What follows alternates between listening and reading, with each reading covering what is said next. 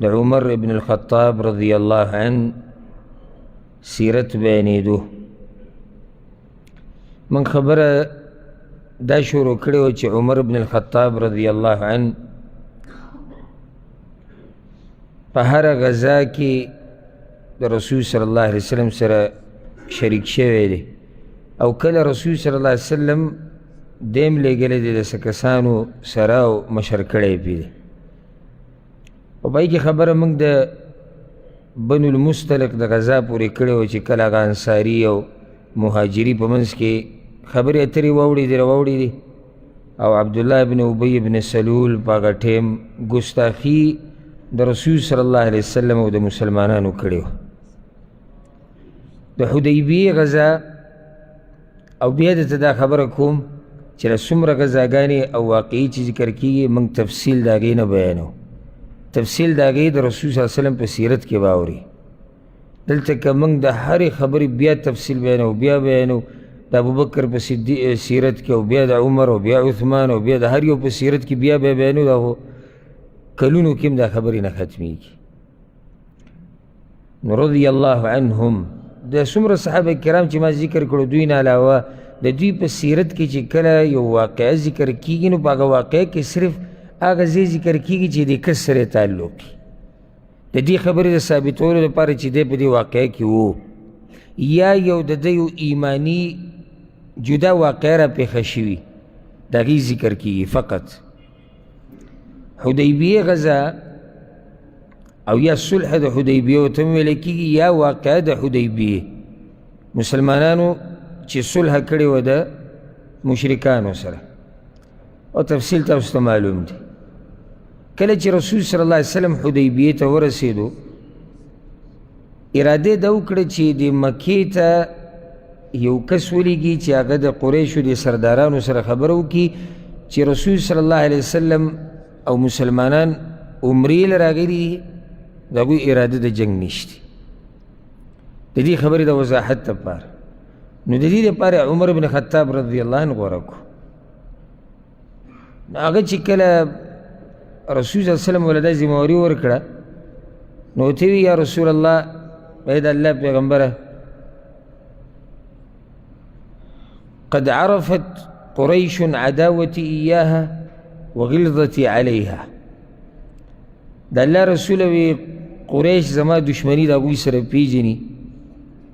او زما طبیعت هغوی پیژني چې زما د هغوی سره نه لګي. نو ګوره که زما خبره ومني خو زه به راته داسې سړی وښیم ادلک علی رجل هو اعز مني، هغه زما نه زیات عزتمند دی، عثمان بن عفان رضی الله عنه. یو خو دیزې کې د دې نه دا ظاهره شوه چې رسول صلی الله علیه وسلم په عمر رضی الله عنه باندې اعتماد او هغه د دې کار لایق او دا کار د هغه لایق. خو غټه مسله دیزې کې چې فایده زه بیانوم هغه دا چې د هغوی زړونه یو بل ته څنګه صفاوه او ما دې منځه کې هغه ایتونه ووایي والذین معه اشداء علی الکفار رحماء بینهم. الله وایي د صحابه کرام کافرانو په مقابله کې سخت وو خو په یو بل ډېر مین خلک وو، په یو بل به انتهایي شفقت کوو. یعنې دلته اوس عمر وی عثمان زما نه زیات عزتمند دی، هغه به دا ذمهواري سرته ورسوي رضی الله عنه. نو رسول صلی الله علیه وسلم بیا عثمان بن عفان رضی الله عنه ولیږه، هغه قصه بیا سیرت کې بیان شوې ده. بیا چې کله د بیعت وخت راغی عثمان بن عفان لاړ مکې ته چې قریشو ته د هغوی دا خبر ورسوي، کوم خبر چې رسول صلی الله علیه وسلم ورکړی. هلته قریشو عثمان رضی الله عنه سره خبره اوږده کړه او لیټ یې کو او دی ورته م ووایي زه خیر دی ته به کې عمره م ځان له وکړه او ته به کې طواف وکړه. هغوی زه هغه وخته پورې طواف نه کوم چې څو پورې رسول صلی الله علیه وسلم نه یې راغلی او وخت یې ډېر ولګېدو، په کار نه و چې دومره وخت لګېدلی وی. نو د عثمان رضی الله عنه په باره کې دا خبره وچلېده چې هغه مشرکانو وجلی دي. نو رسول صلی الله علیه وسلم ته چې کله دا اشاعه ورسېده او دا خبره نو هغه وی لا نبرح حتى نناجز القوم، د هغه وخته پورې موږ د دې ځای نه خوځېږو نه چې څو پورې د قوم سره مقابله نه یې کړې او بدل هم نه یې اخیستی، ځکه چې غدر یې موږ سره وکړو، خیانت یې وکړو. بیا رسول الله وسلم د بیعت دعوت ورکړو چې هغې ته بیعت الرضوان ویلی کېږي. نو صحابه کرام د یو بل نه رامخکې کېدو. سبحان الله، لکه څنګه چې حدیث کې راځي چې دلته د بیعت رسول الله وسلم په مرګ باندې اخیستی و، او دا داسې قوم و، ځکه الله دا دومره اوچت مقام ورکړی چې دوی په مرګ باندې بیعت لپاره د یو بل نه مخکې کېدو. مرګ باندې بیعت یعنې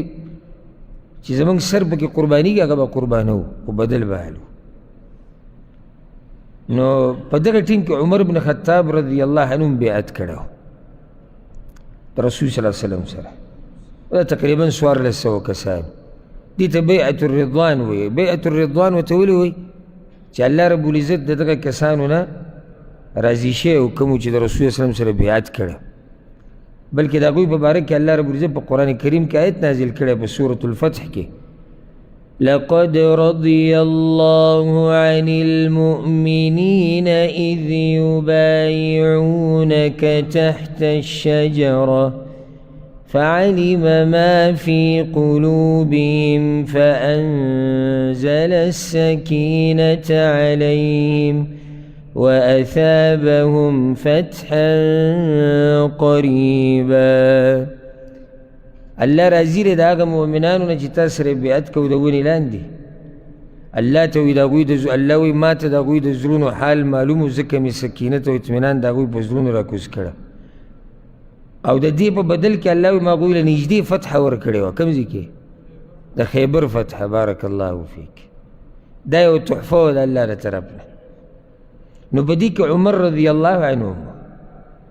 او دلته یو واقعه عبدالله بن عمر رضی الله عنهما د خپل پلار نه مخکې بیعت کړی د رسول صلی الله علیه وسلم سره، او مزه داسې پلار او زوی کوي چې د یو بل نه مخکې کېږي په دیندارۍ کې،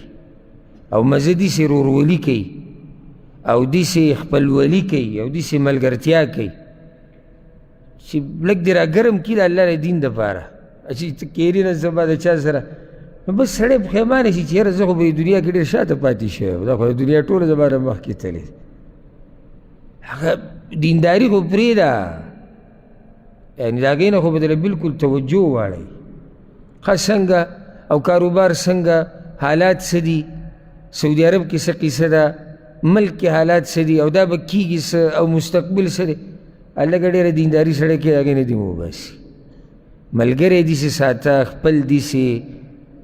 چې ته د خپلې دیندارۍ ته وګوره او ته وشرمېږې چې وګوره دینداري خلک داسې کوي لکه دی چې کوي، نو ته به په ترقۍ شي. او هغه چې تا ته وګوري نو هغه به کوشش د دیندارۍ کوي، او داسې خبره روانه. یو روایت کې داسې راځي چې امام بخاري رحمه الله راوړی د نافع رحمه الله نه، عبدالله بن عمر رضی الله عنه مبارک وی خلق وی چې د اسلام قبول کړی د عمر رضی الله عنه مخکې، خلق دا وی. خو نافع وی چې نه، خلق به دې خبره نه دي پوه شوي، خبره دا نه ده. څنګه عبدالله د عمر نه رضی الله عنهما د هغه نه مخکې اسلام قبلوي؟ داسې نه وه. قصه دا وه، وی د حدیبیې په ورځ عبدالله چې دی د پلار ولیږو عمر رضی الله عنه په یو اس پسې چې دا اس د انصاري سره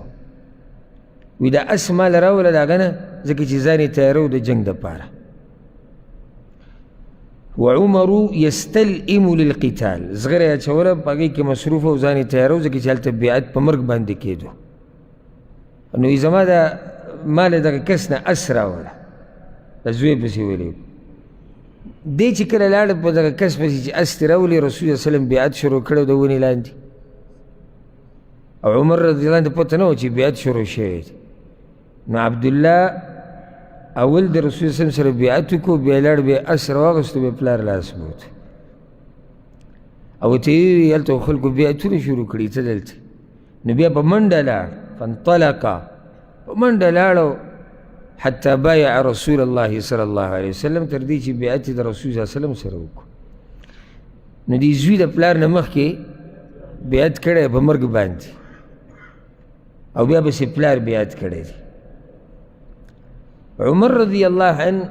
د دې ونې سره یو قصه ده، د کومې ونې لاندې چې د بیعت شوی دی. په صحیح بخاري صحیح مسلم کې دا حدیث دی د سعید بن المسیب نه خپل پلار نه بیانوي چې د ده د پلار په هغه خلکو کې و چې د رسول صلی الله علیه وسلم سره بیعت کړی و د ونې لاندې. نو هغه وایي چې را روان کال بیا موږ حج له لاړو،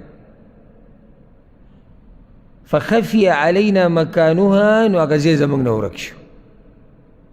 د ونې هغه ځای هغه زموږ نه ګډوډ شو.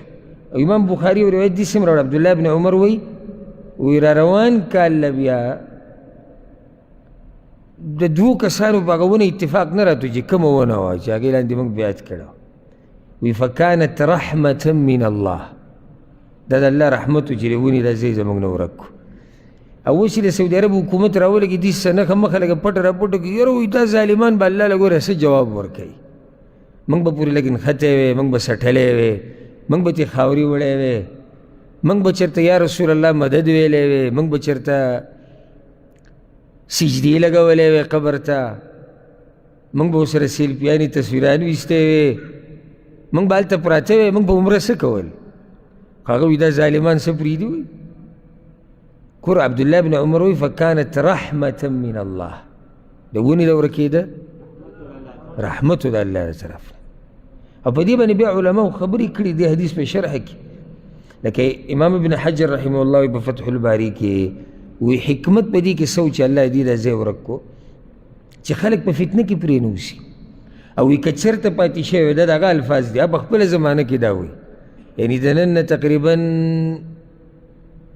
800 کاله مخکې سره پاسه 800 کاله مخکې هغه دا خبره کوي، وایي که دغه ونه وې نو جاهلان به پورې نښتې وې او هغې سره به عقیدې تړلی وې، نو هغه د الله رحمت و چې هغه ونه چې دا هغه ورکه کړه. خو د عمر بن خطاب رضی الله عنه په خلافت کې بعضو کسانو یوه ونه راټینګه کړې وې، دا هغه ونه ده د عمر رضی الله عنه په خلافت کې. او داسې خو کساني ګمان د هغوی دا و چې دا ونه هغه ده، او خلک ورماتو منځونه به یې کوله. ګوره د عمر رضی الله عنه په زمانه کې لکه نن سبا چې راباز راولګي په لوښي کې او په شیشه کې ویښته بند کړی وي، موږ د رسول صلی الله علیه وسلم ویښته راوړی، او څوک وایي پیزارې ما سره پراته دي، او بل وایي ما سره چې دی نو واسکټ پروت دی، او څوک وایي چې ما سره چوغه پرته ده. او عجیبه خبره ده، رسول صلی الله علیه وسلم پیدا شوی مکه کې د وفات شوی مدینه کې د سامان یې ټول دغه پاکستان او انډیا او دغه ملکونو کې او ترکیه کې پروت دی، دغه 3 ملکونو یې 4 د ټیکه ټول اخیستی دی. عمر بن خطاب رضی الله عنه خبر شو د دې نه، چېرې خلک را روان دي او د دغه ونې خوا کې منځونه کوي. فاوعدهم فيها، ولې دا خلک ویرول، وایي که د نن نه بعد مې څوک دې ونې سره ولیدو نو خیر به یې نه وي. وامر بها فقطعت، او بیا امر وکړو هغه یې پرې کړه. او دا د مخکې ورځو کې 100 کاله مخکې دلته دا واقعه راغلی و، د طایف کې یو ونه وه او دا خلک به تلو راتلو، خلک زه ووایم دا زموږ د طرفونو والا تلو راتلو، او دا ترکو والا اتراک نه دا هم سخت بدعتیان دي، دا ورماتو. چې د مکې چې کوم امیر دی ته خبر شو بله ورځ یې په بلډوزر راواچو ورسې ورې دل جوړ کړو، قصه یې ختمه کړه. بیا خلکو وګوره نه پرېږدي، وایي نه پرېږدي، ظالمان تا وایي څه ته پرېږدي؟ دا د عمر بن خطاب سنت دی، ګورئ دا د هغه طریقه ده. داسې ځای ختم که چې فتنه ترې جوړېږي. جومات نه دی چې ته دا وایي چې یاره د الله کور یې راولېږو، الله او د الله پیغمبر نه دی ویلي چې دا ځای به یي خلک به راځي دلته به 2 رکعته مونځ کوي، فتنه ترې جوړېږي. نو د هغه په خلافت کې بیا دا ونه چې دی دا پرېکړې شوې ده. په دغه موقع د حدیبیې د واقعې سره د عمر بن خطاب اوږد داستان دی. یو د ابو جندل سیرت کې موږ د هغه تفصیل ذکر کړی، ابو جندل رضی الله عنه کله چې دا کتاب لیکلی کېدو، کتاب د څه لیکلی کېدو؟ د صلح. او د مشرکانو د طرف نه سهیل ابن عمر راغلی خبره روانه وه یو څو بنود شروط په هغې باندې خبره جوړېده او سبحان الله کله چې دا کتاب لیکلی کېدو په دې کې ابو جندل د مکې نه راوتښتېدو مشرکانو راګیر کړی او په دې خپو کې د زنځیران پراته وو ای په ځان پسې راښکودو او توره ورسره وه او ځان یې د مسلمانانو دې منځ ته راګوزار کړو چې زه وزي ته راورسېدم ټول زموږ ملګري دي خپل وروڼه دي عجیبه پته نشته اوس به دې پته وه که نه وه خو زما غالب ګمان دا چې پته به څه نه وه دا سهیل ابن عمر کوم کس چې د رسول صلی سره لیکل کې د مشرکانو طرف نه دا د ابوجندل پلار دی او دا یې زوی و نو ابوجندل چې کله ځان راواچو نو دې پسې داریک ورغی دا سهیل او دا مخې وله ووه واخذ بتلبیبه معنا واخذ بتلبیبه د دې ګریوان نه ونیو لکه چې سړی ګریوان نه ونیسو دا کپړه کمیس وله ټول را ټول کړي او راکاږي بیا وی رسول الله وسلم ته یا محمد هذا اول ما اقاضيك عليه ان ترده علي الي دا څه چې موږ لیکلي دي په هغې کې به اولنی عمل په ده باندې کوو ځکه چې به یې کې یو شرط څه چې زمونږ نه څوک زمونږ د طرف نه څوک درتلو هغه موږ له واپس راکوئ او ستاسو د طرف نه که څوک زمونږ خوا ته راغی موږ به یې نه درکوو او په دې کې حکمت چې په دې باندې صلح کېده او دا رسول الله وسلم د ځان نه نه کوله چا ورته ویلو الله ورته ویلي ځکه دا جذبات پرېږدئ هسې دا ځان نه د بعضو کورني مجاهدین جوړ کړي چې معمولي خبره ته وکړي چې یاره حکمت ټول د مرتد زامن دي حکمتونه پکې تکي یاره زه یم که دا نظریه والا خلک د رسول الله وسلم په زمانه کې وی او په دې موقع کې وی دوی مې اعتراض کوو که نه یې کوو لکه روغ مسلمان زمونږ منځ ته راولېدلی او ته ورسره صلح کې ګوره علم ته ورب الکعبه قسم پې راته خورم چې دې خلکو اعتراض کوو او په پیغمبر یې اعتراض کوو چې ته یېرېږي او ته جهاد نه منې او ته د کافرانو نه په رعب کې رالي او ته درباري او ته دا قصې به کړې وې نو اولنی خبره خو د ده کوو رسول الله وسلم ورته انا لم نقضي الکتاب بعده بعد من خو لا خبره ختمه کړې نه ده ته څنګه د ده مبارک ما سره فیصله کړي یعنی معنی دا چې لا د اوسه پورې د صلح تطبیق نه دی شوی او دا زمونږ سړی دی هغه ورته وی سهیل فوالله اذا لم اصالحك على شيء ابدا بس بیا صلح موله دې ختمه ده زه یې سره منم نه رسول صلی الله علیه وسلم ورته فاجزه لي دا هلک ما لراکه زمونږ سړی دی هغه وی نه ما انا بمجیزه لک زه یې نه درکو رسول الله صلی الله علیه وسلم ورته وی که هغه وی نه زه نه یې کوم په دغه ټیم کې بیا ورته وویل یا محمد قد لجت القضیة بیني وبینک قبل ان یأتیک هذا زما او ستا په منځ کې خبره د ده د راتلو نه مخکې ختمه شوې ده دا شرط مونږ لیکلی دی رسول الله وسلم سوچ وکړو صدقته دا خبره یې صحیح ده مونږ خبره لیکلې ده سهیل ابن عمر ورغی د خپل زوی را روان کو او راښکودو یې په لاره چې قریش لی بوځي نو ابو جندل په تیز اواز سره چغه ووهله یا معشر المسلمین ای مسلمانانو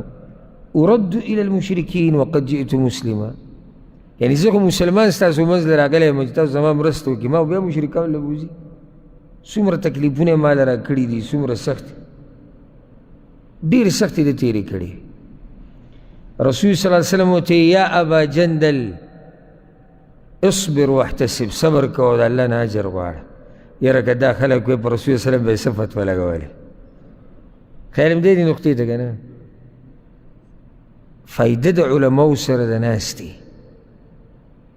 بیا علما هر سورګیری شاګل نه وي رباني عالم چې قرآن او حدیث باندې پوه وي یعنې بعض مولیان هغه دي چې هغه د عوامو نه مخکې دي عوام دومره جذباتي نه وي څومره چې مولوي صاحب وي هرې خبرې ته به سوچ کې هر اړخ ته به ګوري دا جذبات نه دي ها جذبات دومره او په هغه ځای کې استعمال کې څومره چې شریعت کې گنجائش دی بس فقط دا خبرې جذباتو نه دي، پرېږده دا خبرې علماو ته، او هغه علماو ته چې ربانیین علما دي هغوی پوه شو دا خبره پوه شي. د ځان ناسې د وچې تقوادار به نه جوړې، یاره دا پلانی شیخ صاحب نه دی، دی ما ته د جهاد نه منکر ښکاري ها، او ته به وایې چې ده دا ملک په بل طرف نیمه دنیا ده قبضه کړې ده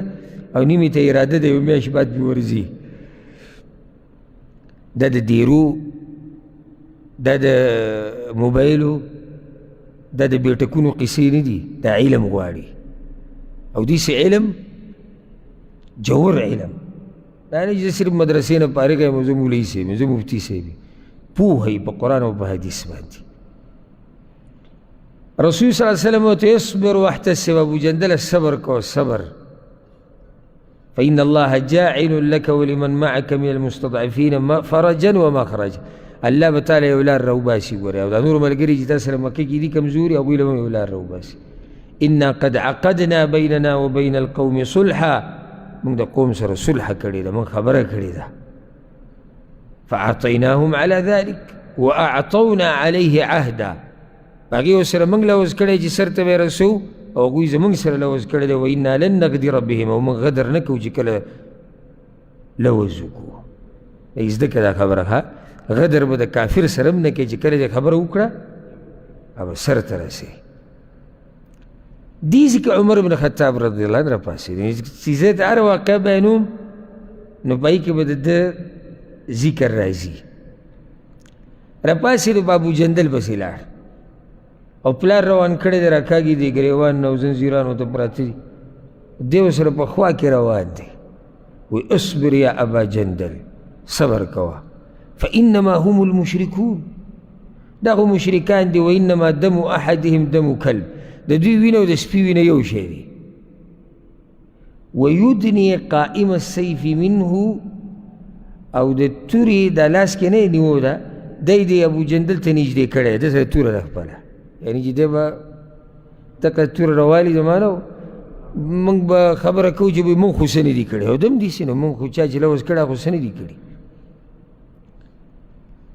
هغه په دې خبره پوه نه شو. بویت نو بیا عمر رضی الله عنه رجوت ان یاخذ السیف، زما دا امید و چې دی به زما نه توره وایلي او دا سټ به دې جدا کړي. فظن الرجل بابیه، خو د پلار په باره کې بخل وکړو، زړورتیا یې ونه کړه. یو دا د موقف راغلی دی. دغه شان اخو تاسو ته هغه واقعه معلومه ده، د ابوبکر صدیق په سیرت کې هم بیان شو، د رسول صلی الله علیه وسلم په سیرت کې هم بیان شو چې ډېرو مسلمانانو په دې صلح باندې تعجب وکړو. ولې تعجب؟ ښکاره کې هغې د مسلمانانو کمزورتیا ده. شروط د هغوی د طرف نه زورور دي، نو ډېر پکې غمجن و. بل دا چې هغوی راوتي یقیني په څه اراده و، موږ عمرې له ځو، عمره خو ونه شوه، صلحې ته پکې وګوره، او صلح په کومو خبرو چې دې کال له به عمره نه کوئ، که زموږ د طرف نه څوک درغی راکوئ به، ستاسو له طرف نه څوک راغی موږ به یې نه درکوو، او داسې یو څو نور شروط. او په هغه کسانو کې یو عمر بن خطاب رضی الله عنه انتهایی غمجن، او کله چې دا خبره اتفاق وشو لا لیکل نه شوي، نو عمر لاړ په رسول صلی الله علیه وسلم پسې. یاد ده که نه واقع موږ څه پورې بیان کړی. ورته یې وي الست نبي الله حقا، ته رښتینی الله پیغمبر نه یا رسول الله؟ هغه ورته ها ولې نه؟ نو بیا موږ په حق نه یو، دا په باطله نه دي ویاو، موږ په حق یو دا په باطله. نو بیا ولې موږ د دین په باب کې یا رسول الله دوی سره دا خبره کوو او ځان کمزوری کوو؟ رسول صلی الله علیه وسلم ورته یو ناشنا جمله وویې، او دا یاده کړئ دا خبره ښه، دا یو نیم ځان د پیغمبر د حدیثونو نه اوچت ګڼي. وی انی رسول الله ولست اعصیه، عمر دا خبره یاده کړه زه د الله پیغمبر یم او زه ګورې هغه کار نه کوم چې د الله نافرماني پکې، وهو ناصري، او الله به زما مرسته کوي. نو هغه ورته یا رسول الله تاسو موږ ته نه ویلي چې طواف به کوو او عمره به کوو؟ هغوی ما ویلي، خو ما تا ته څه ویلي چې دې کال نه به یې کوې؟ نه وي داسې خو دې نه وویلي. نو صحیح ده که زما زه خو اوس هم په خپله خبره ولاړ یم، ته به عمره کې خو ما خو کال نه یې ټاکلی. عمر رضی الله لاړ بیا په ابوبکر پسې او سبحان الله څنګه جواب چې رسول الله وسلم ورکړو هغه شان جواب ابوبکر صدیق ورکړو. خو دی ورته پکې زیاتي وي فاستمسک بغرزه فوالله انه علی الحق. عمره د دې پیغمبر خبره مضبوطه راونیسه، ګورئ د همیشه په حق باندې دی. په لاره کې په واپسۍ کې په رسول صلی الله علیه وسلم باندې آیتونه نازل شو. عمر بن خطاب رضی الله عنه وی زه انتهایی غمجنه ومه، یعنی هغه غم خو جدا دی، خو زه زړه د هغه مطمئن شو. رسول صلی الله علیه وسلم وله جواب ورکړو، ابوبکر صدیق خفه پسې دی دا چې ورغی د پیغمبر خواله چې ورته ووایي چې ولې موږ داسې کوو او که موږ داسې کړی په دې باندې انتهایي خفه و هغه. او بیا په دې لښکر کې به شاته شاته د رسول وسلم خواته نه ځو. په دې کې په رسول وسلم باندې آیتونه را نازل شو، په هغه چې به وحي راله ملګرو ته پته لګېده. نو عمر بن خطاب رضی الله عنه د ځان سره وی تباه شو د خطاب زوی، ځکه چې الله به د مبارک خبره کوي چې د بې ادبي کړې د رسول صلی الله علیه وسلم. او سبحان الله چې هغه آیتونه ختم شو، رسول صلی الله علیه وسلم عمر چې شو دې سره د هغه غم ښه ډېر شو چې الله به د مبارک څه ووایي. راغی وی رسول الله زه یم، وی الله خو آیتونه راولېږي. وی رسول الله څه وایي؟ وی الله وایي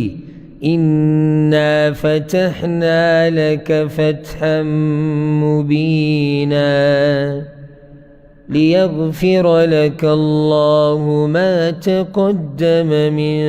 ذنبك وما تأخر ويتم نعمته عليك ويهديك صراطا مستقيما. بموت يا رسول الله أفتح هو؟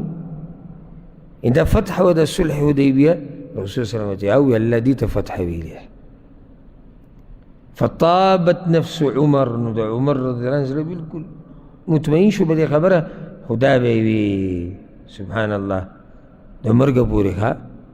وما زلت أصوم وأتصدق وأصلي وأعتق من الذي صنعت.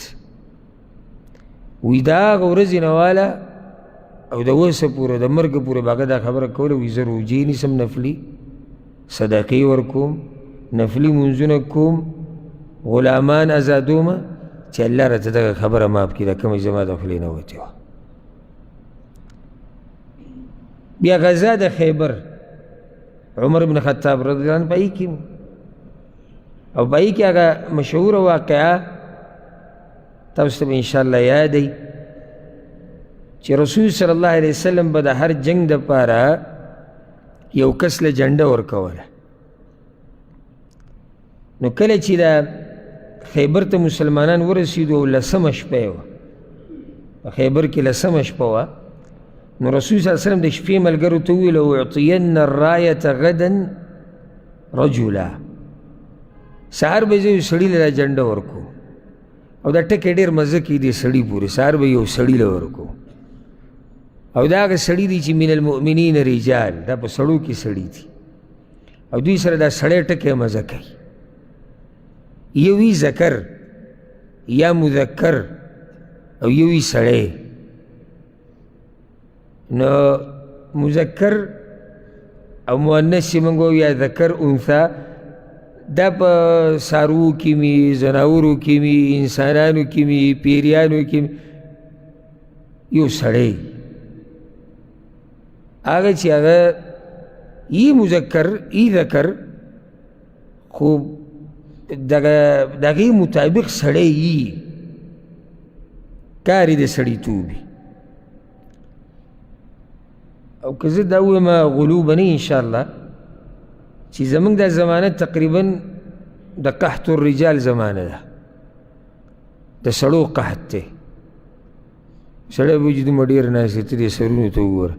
او ته یې قحط دی. نه زه هغه سړي یادوم د هغوی قحط دی. وایي سهار به زه یو سړي له جنډه ورکوم، خو دا سړی سړی مې ورته ولي ووی چې لکه د سړي سره دا سړی ټکی مزه کوي ويحب الله ورسوله ويحبه الله ورسوله دا سړی الله او د الله په رسول مین دی او الله او د الله رسول د دې سړي سره مینه کوي لا يرجع حتى يفتح له دا سړي کې بل کمال دا دی چې دی به د هغه وخته پورې واپس نه راځي چې څو پورې دا خیبر فتح کړی دی ده ته به سړی نه وي او چې دی سړی نه نو بیا ما ته سړی وښایي عمر ابن خطاب وی ما چرته په ژوند کې مشرتیا نه ده غوښتې او نه مې ده خوښه ده الا یومئذ صرف په هغه ورځ مې خوښه شوې وه فتساورت لها رجاء ان ادعا لها نو ما به کوم په دې کسانو کې سر اوچته ولګو چې رسول الله وسلم ما ته آواز وکړي سهار له ټول په انتظار ناست وو بلکې روایت کې راځي فبات الناس یدوکون لیلته ټوله شپه صحابه کرام ویښ ناست او د شپې دقه باس روان و چاته به میلاویږي ستا سرای ده ستا سرای لکه څنګه چې موږ باسونه کوو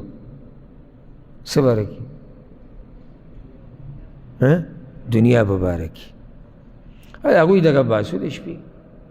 سهار چې شو ټول رسول وسلم نه ګیر چاپېر او هر یو سر اوچته یې لګوي او ګوره لویه ذمواري په دې ده لکه صرف خبره دا نه چې الله او د الله رسول د هغه سره محبت کوي او دا سړی الله او د الله د رسول سره محبت کوي ذمواري لویه په دې ده چې د هغه وخته پورې به واپس نه راځي چې څو پورې خیبر فتح کړی نه دې خبرې ته سر اوچتول لګول د ایمان جوش جذبه بادري طاقت هر څه غواړي رسول صلی الله علیه وسلم وی اين علي بن ابي طالب علي بن ابي طالب کوم ذکر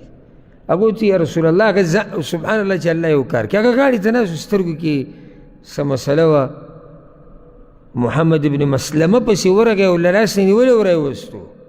دومره تکلیف وته وبه رمد رمد عربی کې د سترګو دې دړ ته وایي او د سترګې چې راوپړسېږي رسول الله وسلم لاړې مبارکې د هغه په سترګو کې ولګولې او دعا یې د هغه دپاره وغوښته او داسې روغ شو لکه د سره چې ده ته تکلیف نه او بیا وله جنډه ورکړه او بیا مخکې هغه حدیث دی مقصد دا چې عمر بن خطاب رضی الله عنه د غزا کې و خیبر کې یو بل ځای کې د عمر بن خطاب ذکر امام مسلم دا روایت راوړی عبدالله بن عباس وایي عمر بن خطاب ما ته دا خبره کړې وه وی د خیبر په ورځ صحابه کرامو خپل منځ کې خبرې کولې چې پلانې شهید دی پلانې شهید دی پلانې شهید دی د خپل ملګري یادول حتی مروا علی رجل فقالوا فلان شهید یو سړي تذکره وکړه هغه هم شهید رسول الله صلی الله علیه وسلم ته کله هغه شهید نه دی انی رأیته فی النار ما په جهنم کې لیدلی دی فی بردة غلها یو صادری د مال غنیمت نه پټ کړی و دنیا سړی کم ځای ته رسوي د پیغمبر په ملګرتیا کې جهاد او یو صادر مال غنیمت نه غلا یو صادر یو کم ځای ته یې رسوي او چې دا د ټولې دنیا غم دې راغستی دا الف نه دی یا پورې کم ځای ته به دې ورسوي ځکه زه تاسو ته ما مخکې م ویلي دنیا به په ځان نه سورې ته په دنیا سور اوسه فایده تې اله په دین کې ولګوه مزې تې واخله په بچو یې ولګوه خو چې ته پې سورې چې کله دې زړه وغواړي سیټ ته کې او سیټ ته یې کې دغه شانې لکه ته چې لاس کې درسره څه شی راوالی او دې خوا یې کېږي بس داسې به دنیا سور اوسه دا نه چې دنیا ته رالي سیټ ته دې ږدي او چې کله دنیا په تا باندې سوره وه نو بیا نه دینداري کولی شي نه الله ته نږدې کېدی شي ځکه که ته اراده وکړم چې یاره زه دینداري کوم مشکل څه دی دنیا دې نه پرېږدي ته خو غواړې چې ما وکړې خو هلته تا دنیا په ځان باندې سوره کړې ده زوروره کړې دې ده اته نه پرېږدي نو د یو صادر د لاسه بیا رسول صلی الله علیه وسلم وی عمر بن خطاب ته وی ابن الخطاب ای د خطاب زویا اذهب فنادي في الناس لاړ شه آواز وکړه اعلان وکړه په خلکو کې انه لا يدخل الجنة الا المؤمنون چې جنت ته به صرف مؤمنان ځي نور څوک به ورته نه ځي. الحمد لله الذي هدانا لهذا وما كنا لنهتدي لولا ان هدانا الله. الله شکر دی چې موږ ته د ایمان او د اسلام هدایت کړی دی او که الله نه وی کړی موږ ته هدایت موږ به د دین د سره پېژندلی نه وی. او بیا صرف دا نه چې مسلمانان یې پیدا کړي مسلمانان او هغه نظریه چې د قرآن او حدیث موافق دا هغه یې راته رانصیب کړې ده او بیا د دین سره لږ ډېر تړون د دین سره او ټک خطا خدمت چې دا تندې الله ته په خاورو کې خاورې کړو دې شکر بادانه کړو چې په دې دومره خلکو کې موږ کمزوري ګناهګار بندګان غوره کړي او دې دین ته کینو د الله احسان دی په موږ باندې. د عمر رضی الله عنه دې سیرت ته چې ته ناست یې که نه اورې د الله احسان دی په تا باندې چې تا له دومره طاقت او توفیق درکړو چې ته رالې تا واورېد. نو عمر رضی الله عنه ورغی او اعلان یې وکړو چې جنت ته به نه ځي مګر مؤمنان. په دغه وخت کې د شعبان دا میاشت وه اووم کالو خیبر نه خیبر ته نږدې هم دغه وخت کې خیبر شوی. رسول صلی الله علیه وسلم عمر بن خطاب د 10 کسانو سره لېږلی و یو علاقې ته چې هغې ته تربه ویله کېږي. تربه دا یو وادي ده مکې ته نږدې یعنې د هغه ورځو د اندازې مطابق 2 ورځې دې ته سفر و د مکې نه ورته 2 ورځې سفر. رسول صلی الله علیه وسلم دې لېږلی و یو خاندان پسې بنو نضر ابن معاویه ابن بکر چې دا بنو هوازن کې و ګډ خاندان د دوی بنو هوازن دی. یو بله د دوی خاندانو قبیله خاندانو بنو جشم وی دې دواړو پسې به ځي. نو عمر رضی الله عنه ورغی او د هغه سره یو کسو چې لارې ورته ښووي نو د شپې به سفر کو د ورځې به پټېدو. هوازن او په هوازن کې چې دغه خاندانونو ته خصوصا دا خبر ورسېد هغوی ټول وتښتېدو چې عمر روان دی او د 10 کسانو سره. نو عمر رضی الله عنه د هغوی په علاقه باندې حمله وکړه فلم یلق منهم احدا یو کس پکې هم نه ولته. نو واپس مدینې ته راغی. په دې لاره کې ورته دغه کس دا وایي چا چې ورته لار ښووه وی د خثعم خاندان کسان درته ونه ښیمه هغه هم دلته خوا کې دي راجمع شوي دي او قحط سالي پرې راغلی ده او په بد حال دي هغه طرف ته نه ورځو. عمر رضی الله عنه ورته وی ما امرني رسول الله صلی الله علیه وسلم بهم ما ته رسول الله وسلم د هغوی نه دي ویلي او زه ګوره د الله د پیغمبر د خبرې نه مخکې کېږم او نه ترې وروسته کېږم. یو خو ما د ده د سریې تذکره کوله دویم په منځ کې د ده تابعداري د رسول صلی الله علیه وسلم تابعداري داسې څومره خبره چې د الله پیغمبر کړې ده بس ختم خبره. په دې کې عقل او دې کې چخچي وال او چونکې او ولې او څنګه او زه او زموږ ملک او مشر او کاکا او ماما دا کیسې ځان سره جیب کې کېده که د رسول صلی الله علیه وسلم تابعداري کول غواړي. بیا عمره راله چې هغې ته عمرة القضا وایي. پېژنې دا عمره دغه د حدیبیې د عمره وه. صلح کې دا خبره لیکلی شوې وه چې دې کال له به عمره نه کوو را روان کال له به یې کوئ. را روان کال له چې اووم کالو او د ذوالقعدې میاشت راله نو رسول صلی الله علیه وسلم عمرې له ووتو او هغه مسلمانان ورسره ووتو کوم چې حدیبیه کې وو ټول ورسره هغه ووتو به وکړه عمر بن خطاب رضی الله عنه. امام ابن حبان یو روایت راوړی امام ترمذي م راوړی انس بن مالک وایي رسول صلی الله علیه وسلم مکې ته ورننوتو په عمرة القضا کې او عبدالله بن رواحه رضی الله عنه د رسول صلی الله علیه وسلم نه مخکې روانو او دا شعر وی خلوا بني الكفار عن سبيله اليوم نضربكم على تنزيله ضربا يزيل الهام عن مقيله ويذهل الخليل عن خليله. اے د کفار بچو لاره پرېږدئ نن به سره جنگ کوو په دغه وحي باندې کومه وحي چې دې پیغمبر ته راغلی ده او داسې ګزار به درکړو چې دا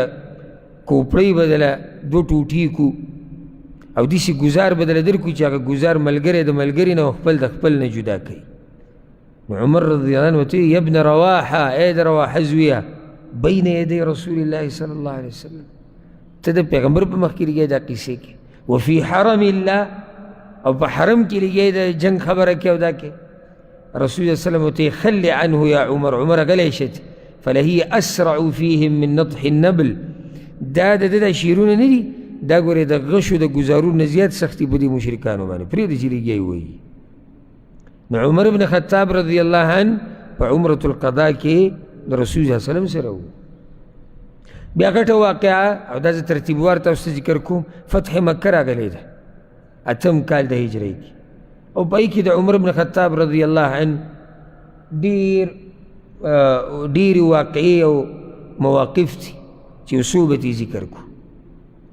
مشهوره قصه د حاطب بن ابي بلتعه رضی الله عنه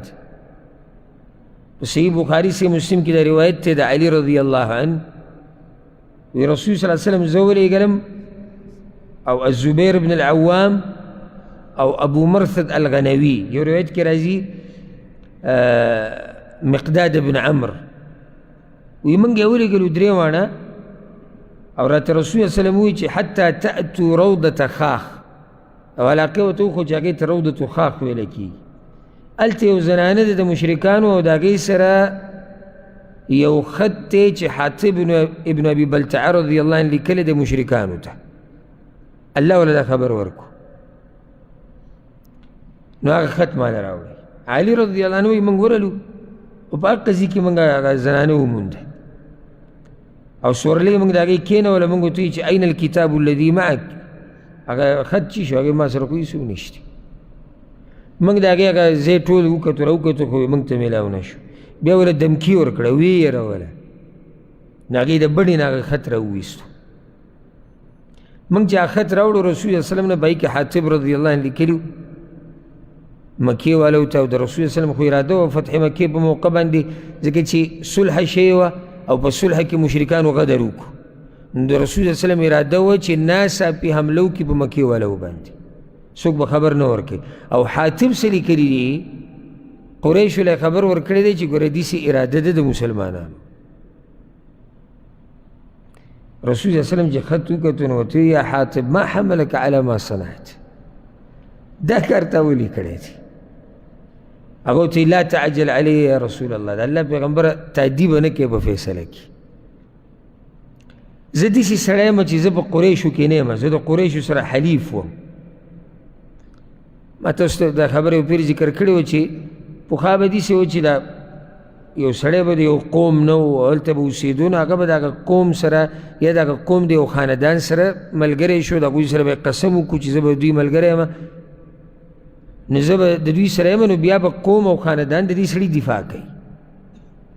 او کمزوري خاندانونو والا یا که زورور خاندان والا یو یوازې یولته خاندان نه دی، یوازې ژوند نشي تېرولی. خصوصا په هغه وخت کې اوس خو دا قیسې تقریبا کمزوري شوي دي او لږې شوي دي، خو اوسه پورې هم زمونږ بعضو علاقو کې د پښتنو د عربو اوس هم بعضو علاقو کې دغه طریقه ده، یوازې سړی هېڅ نه یا کمزوري قبیلې والا سړی نو هغه هم څه نشي کولی، که څوک بې حمله وکړي، که څوک ورسره ظلم کوي. نو یا رسول الله زه د قریشو سره حلیف وم. دا کم چې مهاجرین راغلي دي د مکې نه، د دې ټولو خپلوان دي په مکه کې چې د دوی د بچو یې خیال ساتو، زما څوک نه ولته. نو ما دا سوچ وکړو چې د الله د پیغمبر سره الله لوز کړی دی چې زه به ستا مرسته کوم، نو دا مرسته خو هسې هم د الله د پیغمبر کېږي او کېږي. مکه به فتح کېږي دا زما ایمان دی. خو ما وی چې زه به پکې دا کار پټ وکړم، نو د دې د لاسه به هغوی زما یو احسان وګڼي، نو زما د دې بچو به خیال ساتي. ولم افعله کفرا ولا ارتدادا عن دیني، یا رسول الله ما ګورې دا دې دپاره نه دی کړی چې زه مرتد شوی یم یا په کفر باندې راضي یم. رسول صلی الله علیه وسلم ورته اما انه قد صدقکم، دې سړي دا خبره رښتیا وکړه. دغه ټیم کې عمر رضی الله عنه پاسلی یا رسول الله انه قد خان الله ورسوله والمؤمنین، د الله رسول وي ده خو د الله سره خیانت کړی، ده د مؤمنانو سره خیانت کړی، ده د الله سره خیانت کړی. اجازت راکړي زه دله سزا ورکړم. رسول الله صلی الله علیه وسلم ورته وایي انه قد شهد بدرا،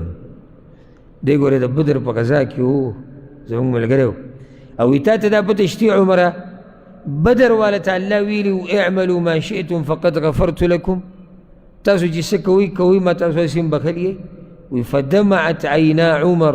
رضی الله عنه، د عمر رضی الله عنه د سترګو نه اوښکې روانې شوې او دا وایي الله ورسوله اعلم، الله او د الله رسول ښه پوهېږي. بیا الله هغه ایتونه راولېږل د سورة الممتحنه د اولني ایتونه.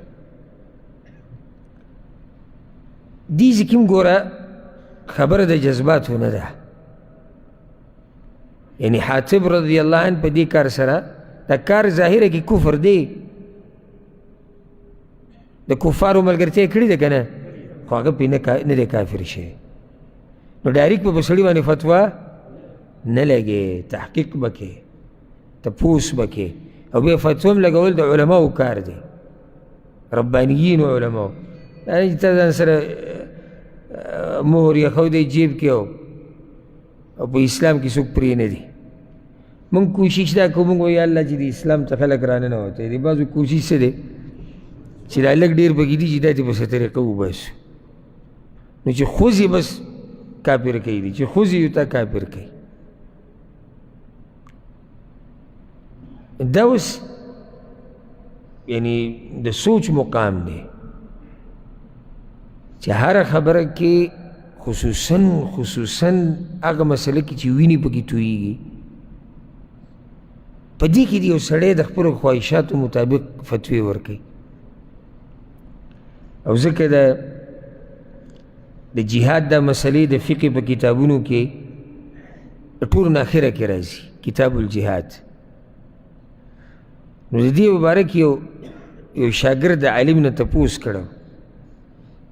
وایي دا کتاب الجهاد اخره کې ولې راځي، حالانکې دا خو اسلام ګډ عبادت دی. هغه ورته د دې دپاره اشاره ده د علماو نه دې خبرې ته چې څو پورې د دین په دې مسلو نه پوه شوی، دا کم چې تېرې شوي دي، نو د جهاد په مسلو کې به فتوې نه ورکړي. چې په دې هر څه راتېر شوې نو بیا فتوې ورکوو په څه کې؟ په جهاد کې. هغه یار له د اودس طریقه نه ورځي، هغه هم د جهاد فتوې ورکوي. د مانځه چل وله نه ورځي، هغه هم د وینې تویولو خبره کوي. نو ډېر احتیاط کوئ، ډېر احتیاط. په دغه موقع باندې یو واقعه داسې راغلې وه، کله چې رسول صلی وسلم مکې ته روان و، مکې فتح کوله، په یو علاقه باندې تېر شو چې هغې ته ابوا ویلی کېږي یا ودان. په دغه ځای کې د رسول صلی الله علیه وسلم د والدې آمینه بنت وهب قبر دی. او اوس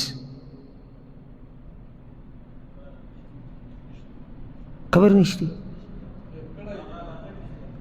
نښې نشتی، داسې مه وایه چې قبر نشتی. او دا نښه ولم د سعودي عرب حکومت لرې کړې ده. تلل کسان به تلو، دې غرونو کې به پراته وو. او مشهور مبلغ دی، نوم یې نه علمه، زموږ په ملک کې هته څوک څه وایي، هغه ځان له وایي زه تلی یم او جیپانو ته وختم او بیا یې اوبدو راغی او زه هلته بوتلم، او بیا وایي ما ته چې کوم سکون وي قبر کې مې له قبر سره میلاو شو، زه وایي کعبې ته ننوتی یم، په کعبه کې ما ته دا سکون نه دی میلاو شوی. نو چې د کم قوم د مولا دا حالي، د دوی نه دا قبر دا نښې ورکول نه دي په کار. اوس چې هلته لاړ شي نو وګرځه پسې خو دا به هسې ستړی کړي، الا دا که داسې سړی د سړی چې هغه دغه ځای نه مخکې لیدلي او هغه نښه ورته یاد دی، جدا خبره. امام احمد دا حدیث راوړی دی د بریده رضی الله عنه چې موږ د رسول صلی الله علیه وسلم سره وو، تقریبا 1000 کسانو. نو یې دغه ابوا علاقه کې هلته موږ دمه وکړه. وی رسول صلی الله علیه وسلم 2 رکعته لمونځ وکړو، بیا موږ ته مخ راواړو، وعیناه تذریفان، او د سترګو نه یې اوښکې روانې. عمر بن خطاب رضی الله عنه ورته زما مور پلار دې په تاسو قربان یا رسول الله، ما لک یا رسول الله، تاسو په ژړا شوي ولې؟ مور غټه هستي ده، د هغې په قبر تېرېده، په هغه خاورو تېرېده چې د هغې بدن پکې خاورې شوي. دا ډېر لوی صبر غواړي، لوی زړه غواړي. د هغه چا دپاره چا سره احساس وي او په دې پوه وي چې دا کومه رشته ده. نو رسول صلی الله علیه وسلم ورته بیا خبره وکړه چې د رحمت د لاسه، د خپل مور باندې د شفقت د لاسه زما د سترګو نه اوښکې لاړې. نو یو دا واقعه په هغه ځای کې راپېښه شوې وه چې رسول صلی الله علیه وسلم کله د خپلې مور د قبر زیارت وکړو نو د سترګو نه اوښکې تللې وې، او د هغې د لاسه یو روایت کې راځي چې د ملګرو ورسره ټولو ژړلي وو. د رسول صلی الله علیه وسلم د ژړا د لاسه ملګري ټول په ژړا شي. او عمر بن خطاب رضی الله عنه دا تپوس هلته د رسول صلی الله علیه وسلم نه کړی و. دغه شان یو روایت کې داسې راځي، امام احمد راوړی دی، عمر بن خطاب رضی الله عنه وی د رسول صلی الله علیه وسلم په ملګرتیا کې موږ 2 غزاګانې د رمضان په میاشت کې کړي دي، یو د بدر غزا او دویم فتح مکه، او وی موږ پکې روژه نه ونیولې، بعضو نیولې او بعضې نه، خو رسول صلی الله علیه وسلم روژه نه ونیولې. دغه شان فتح مکه کې چې د فتح مکې تذکره کې لازم د عمر بن خطاب رضی الله عنه دا واقعه پکې بیانې. کله چې رسول صلی الله علیه وسلم په یو ځای کې پړاو واچو او غټ لښکر ورسره و، یعنې دغه ځای ته چې رسول صلی الله علیه وسلم رسېدو تقریبا 10,000 کسان ورسره تیار شي وو، ځکه چې بعض ملګري به په لارو کې میلاوېدو، لرو لرو علاقو والا. نو دوی پړاو اچولی دی، مکې ته نږدې شي وو، په دې کې 3 کسان د مکې نه راووتو، حالات یې کتو. یو ابو سفیان رضی الله عنه او دغه وخت پورې لا مسلمان شوی نو، او دویم حکیم ابن حزام، او دریم بودیل ابن ورقه. دا 3 کسان. او سیرت کې به دا واقعه واورئ، ما تفصیلا ذکر کړی د رسول صلی الله علیه وسلم په سیرت کې. تر دې چې دوی دغه علاقې ته راورسېدو، دا مر الظهران علاقې ته چې وی کتو نو اور لګېدلی دی، خو دا ځمکه یې داسې ډکه کړې ده.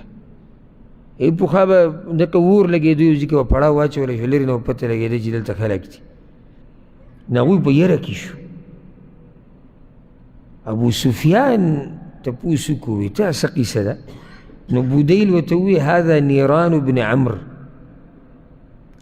دا ماته د ابن عمرو د خاندان، یا یو روایت کې راځي خزاعه خاندان خلک چې اور یې لګولی دی، هغوی را جمع شوي دي.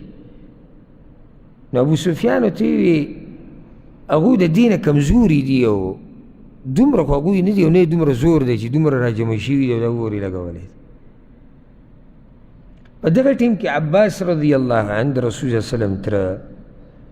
هغه په دې لټون کې و چې یو کس پیدا کړي او هغه دا خبر قریشو ته ورسوي د اول نه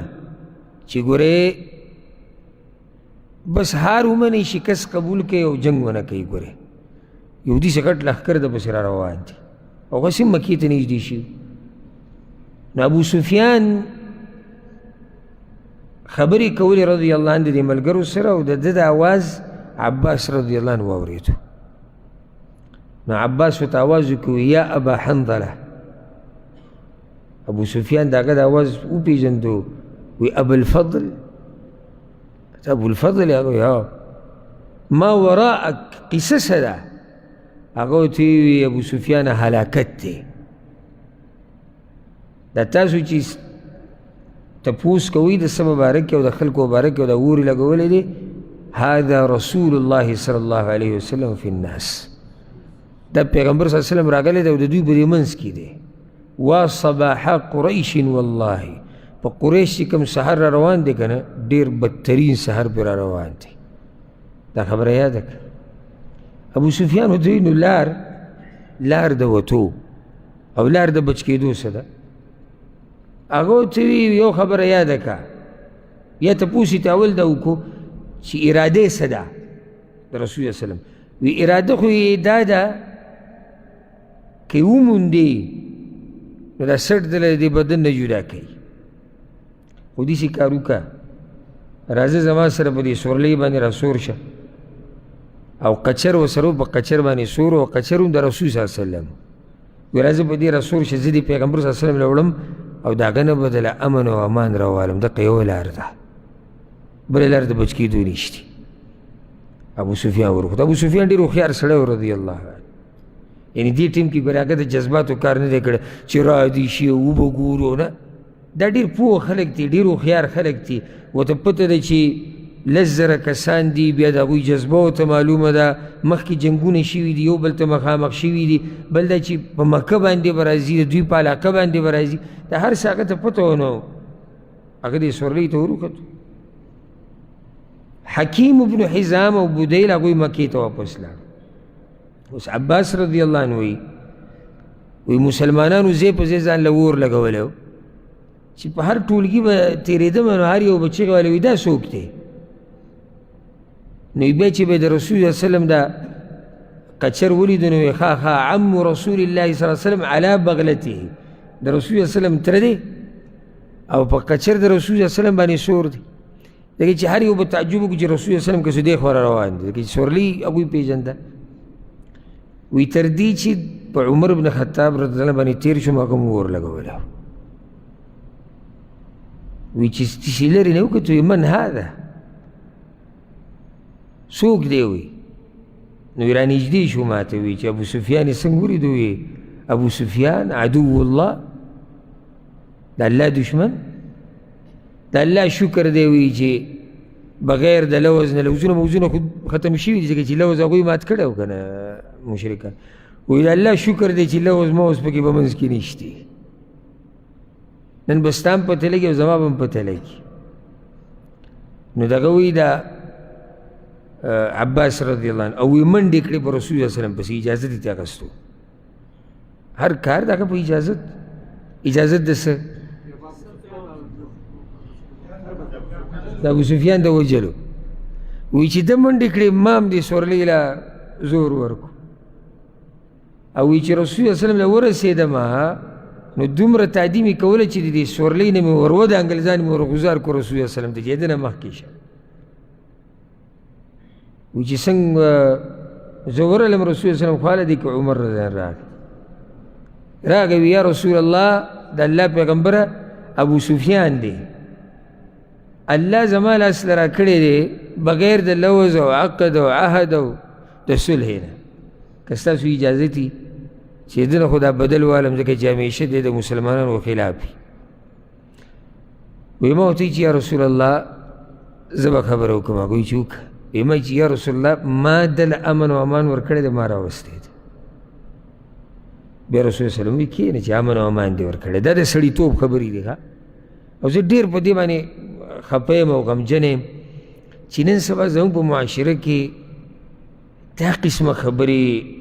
د سړیتوب خاوندان او د پښتنو هغه قیمتي جرګې هغه درانه پښتانه هغه لوز چې به پوره کوو هغه مشران نن سبا د هغوی ډېر کمی محسوسېږي او لږ ډېر دي الله د هغوی په ژوند کې برکت واچوي او را روان الله دې په موږ پردې راواچوي دا جواب وکړي دا کوم چې دي الله دې په ژوند کې برکت واچوي او پر روانو دې الله پردې راواچوي ځکه چې زه چې کوم حالات یې راوړو څه ووایم چې دا ټیک ټاک والا بیا جرګې وکړي او دا درانه خلک یي او دوی عزتمن خلک یي او د دوی لوزونه یي او د دوی عقدونه یي او د دوی صلح د دوی فیصلې ما ته خو بعیده ښکاري که نه تاسو یې که څه نه منئ ښه رسول الله صلی الله علیه وسلم ورته کښېنه چې خبره دې ورسره کړې بیا خو خبره ده وی عمر رضی الله بیا هم لګیا دی زما وی د پیغمبر سره خبره روانه دې منځ کې بیا لګیا یا رسول الله اجازت راکړه یا رسول الله اجازت راکړه ما ورته چې مهلا یا عمر لږ صبر وکړه که دې په بنو عدي خاندان کې وی که نه تا به دا خبرې نه وی کړې خو دې په بنو عبد مناف کې دی ځکه ته دا خبرې کوې یعنې قریشو کې خو خاندانونه دي که نه نو بنو عدي کې عمر بن خطاب دی بنو عبد مناف کې دا دغه دی ابو سفیان دی ځکه وي ته د پورې خط عمر ورته عباسه نه زما دې په الله قسمي کوم رب چې پیدا کړی یم په کومه ورځ چې تا اسلام قبول کو که نه هغه ستا هغه اسلام قبلول زما د پلار د اسلام قبلولو نه ما ته زیات خواږه و. دا کیسې پکې نشته چې دا بنو عدي کې ده او دا په بنو عبدمناف کې ده، خبره د اسلام ده. یو دا واقع په هغه ټیم راغلی مخکې څه شي و د هغې دپاره به څه اورې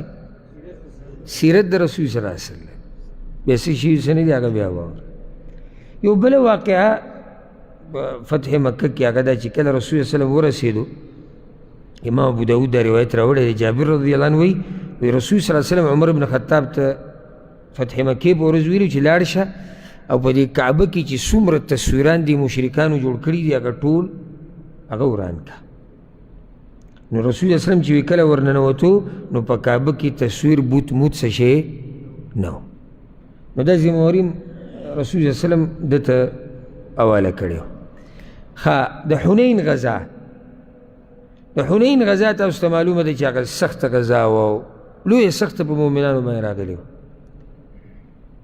وجه دا و چې اچانک حمله دشمن کړې وه او ډېر زیات را جمع شوي او په اوله کې خو دا مسلمانان دومره ګډوډ شوي چې د رسول وسلم خوا کې یو څو کسان پاتې شوي.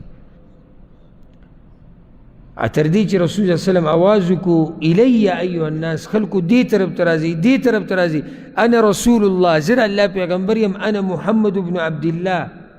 زه محمد یم صلی الله علیه وسلم، زه د عبدالله زوی یم، دې طرف ته راځئ دې طرف ته. خو دشمن دومره هوښیار و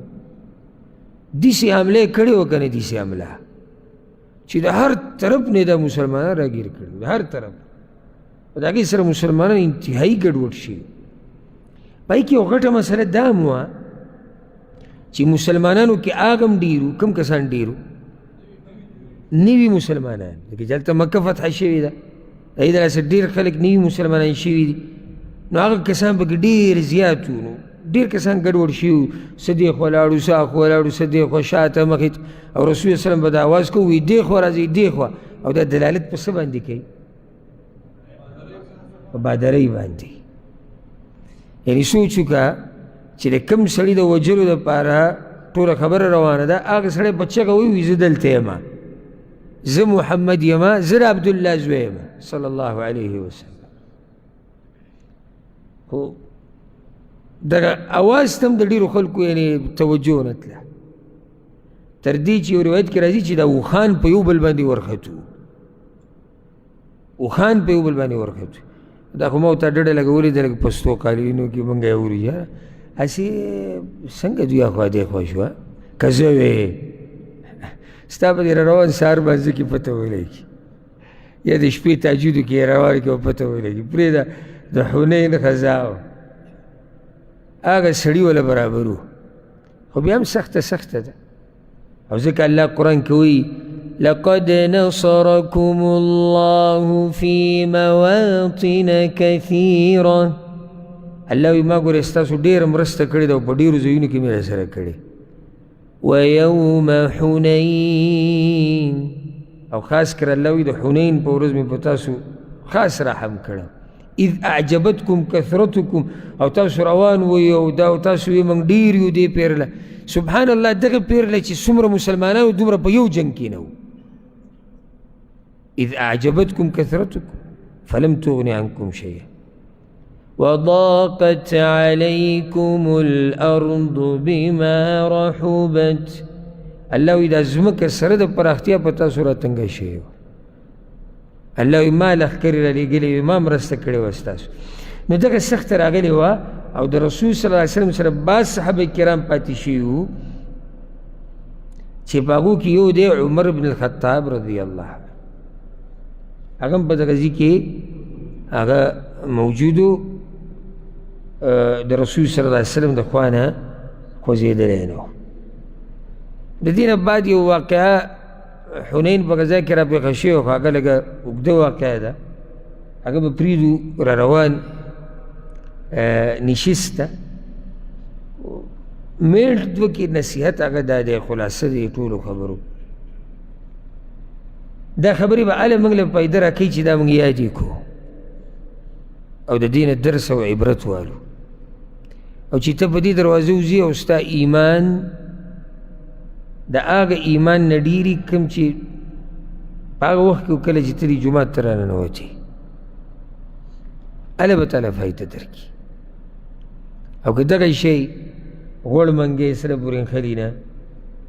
څنګه چې پرون وي دغه شان نن او بیا سبا بلکې لا باز پکې شاته روان نو لوی تاوان کي. دا ګورې موږ په ځان باندې حجتونه قایمو دا خبرې چې موږ اورو او زده کوي چې دومره هغوی د اسلام دپاره سختي تېرې کړي دي او دومره قربانیانې ما او تعالی په کار دی چې په دغه دریاب د قربانیانو چې کوم دی به کې یو قطره د خپل طرف نه ور واچو، یو قطره ما بوقه نه دی ویلې، ما تاسو ته دا نه دي ویلي چې په ټنونو اوبه پکې ور واچو. زم د دریاب د قربانیانو پای کې چې یو قطره ما ورته ور واچو. هغه هر انسان خپل وس مطابق چې ته د اسلام دپاره څه کولی شي هغه وکړه په هره لارې چې کولی شي، د علم په لار، د نشر و اشاعت په لار، خلکو ته د وضاحت په لار، د مال لګولو په لار، د زور په لار. هر انسان مکلف دی د خپل وس مطابق. نو د اسلام دپاره پکار دی چې ما او تا په دې خدمت کې څه نه څه برخه ور. دین د الله وو او دی او ای به او ما او تا نه او بیا به هم نه یو او دا دین به یي. خوش قسمتي به زما استاد دی چې لږ ساعت له ورسره ملګري شو، هسې به تیم ځو. او خوش قسمتي به دی چې قیامت په ورځ زما او ستا نوم په هغه کسانو کې او هغه کسانو په لیست کې راشي چې هغوی د الله د دین دپاره لږه ډېره منډه والې او محنت یې کړی دی. دا به زما او ستا خوش قسمتي. نو خفه کېږمه دا راته نه یم چې څلېرویشتو ګنټو کې 12 ګنټې یا 10 ګنټې وباسه چې په زړه م خړه راشي چې یاره دا قصه ورانه شو. لږ ساعت خیر دی په ورځ کې الله دین له ورکوه. او دغه شان چې ته روزانه څه نه څه وخت ورکوې د هغې نه لویه خبره به جوړه شي او بیا به ورو ته ترقي کې ورو به ته ترقي کې دینداري کې سړی ترقي کوي وخت په وخت. الله رب العزت دې موږ د دې دین دپاره استعمال کړي او الله دې موږ د دین خادمان وګرځوي او زموږ بچي، زموږ خپلوان، زموږ کشران مشران دې الله د دین خادمان کړي او دا شرف او عزت دې الله موږ ته را نصیب کړي د دین خدمت کول. او الله رب العزت دې موږ د دې صحابه کرامو د دې اوچتو خلکو په نقش قدم روان کړي او څنګه چې الله موږ دلته جمع کړي وو دغه شان دې الله موږ او څوک چې دا بیان اوري او ویني الله دې موږ ټول د رسول صلی الله علیه وسلم سره او د صحابه کرامو سره په جنت الفردوس کې یو ځای کې سره زموږ د مور او پلار. هذا والله اعلم وصلى الله وسلم على نبينا محمد.